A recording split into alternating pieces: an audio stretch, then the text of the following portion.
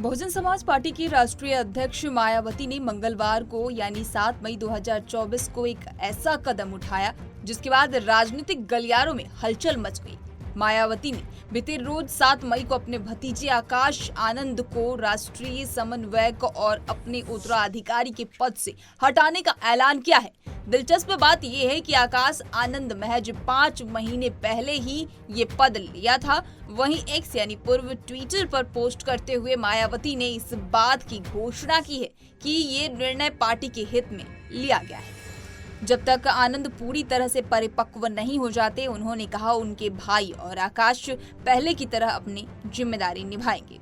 X account पर post करते हुए बसपा सुप्रीमो ने यह भी बताया कि पार्टी आकाश आनंद को उनके पद से हटा रही है, लेकिन इस बात का जिक्र नहीं किया गया कि आखिर आनंद को उनके पद से हटाने की पीछे वजह क्या है। आश्चर्य की बात तो ये भी है कि ये निर्णय लोकसभा चुनाव के तीसरे चरण के दिन लिया गया। मायावती द्वारा एक्स पर ये पोस्ट किया गया कि उनकी पार्टी बाबा साहेब डॉक्टर भीमराव अम्बेडकर की स्वाभिमान और सामाजिक परिवर्तन लाने के लिए एक आंदोलन है।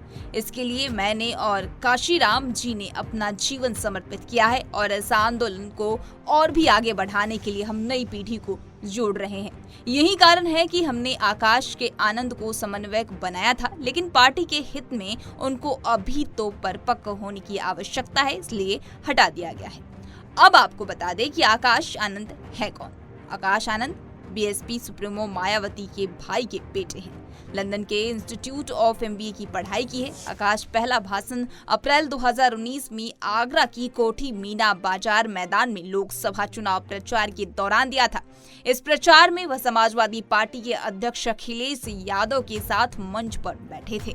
उनके साथ ही इस भाषण में लोगों ने खूब पसंद किया और जय भीम जय भारत के नारे भी लगाए थे। यही नहीं, उस भाषण के बाद उन्होंने सपा प्रमुख अखिलेश यादव और अन्य नेताओं से खूब प्रशंसा अर्जित की थी। 2019 जून में उनको राष्ट्रीय समन्वयक बनाया गया। इसके बाद साल 2022 जनवरी में अपने जन्मदिन के मौके पर मायावती ने कहा था कि वह पार्टी में उनकी भूमिका बना रहे हैं। वहीं मायावती ने कहा कि आकाश आनंद अभी युवा हैं और राजनीति में और परिपक्वता हासिल कर रहे हैं। पहले उनको पार्टी के आधार पर बड़े पैमाने पर लेकर जाने की जिम्मेदारी सौंपी थी, वहीं सही समय आने पर उनको चुनाव लड़ने का मौका दिया जाएगा। आकाश आनंद की शादी मार्च 2023 में गुरुग्राम में बीएसपी सांसद अशोक सिद्धार्थ की बेटी प्रज्ञा सिद्धार्थ से हुई थी। अब आपको बता दें कि पूरा मामला है क्या। बात बीते माह 28 अप्रैल 2024 की है, जब आकाश आनंद सीतापुर में एक चुनावी रैली में गए थे। इस रैली में उन्होंने आपत्तिजनक भाषा का प्रयोग किया, जिसके कारण उनके ऊपर आदर्श आचार संहिता का उल्लंघन करने का मामला दर्ज किया गया।